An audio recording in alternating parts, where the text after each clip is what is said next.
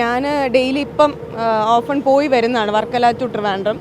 അപ്പം ഭയങ്കര പ്രശ്നമാണ്. അതായത് ഈ കൊച്ചു പയ്യന്മാർക്കൊന്നും ഒരു കുഴപ്പമില്ല. ഒരു 40ൻ്റെ അപ്പുറത്ത് 40+ ഏജ് ഉള്ളവർക്ക് ഭയങ്കര പ്രശ്നമാണ്.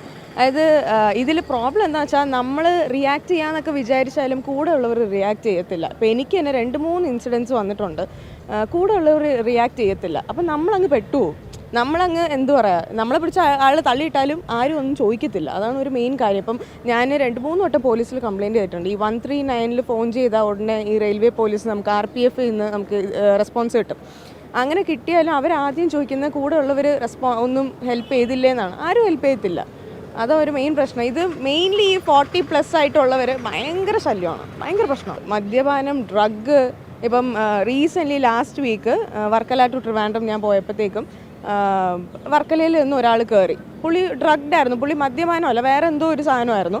ഭയങ്കര ഷാബി ആയിട്ടുള്ള ഒരാൾ. പക്ഷെ അയാളെ നമുക്ക് എന്ത് ചെയ്യാൻ പറ്റും? പുള്ളി പിടിച്ച് പുള്ളി ഇറങ്ങുന്നതിന് മുന്നേ ഈ ഡോറിൽ 4-5 തവണ പഞ്ച് ചെയ്തിട്ടാണ് ഇറങ്ങിയത്. അത് എൻ്റെ മൊത്തം ആയിരുന്നെങ്കിൽ ഞാൻ തീർന്നേനെ.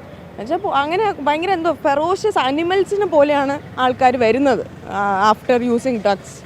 അതുകൊണ്ട് തീരെ സേഫ് അല്ല.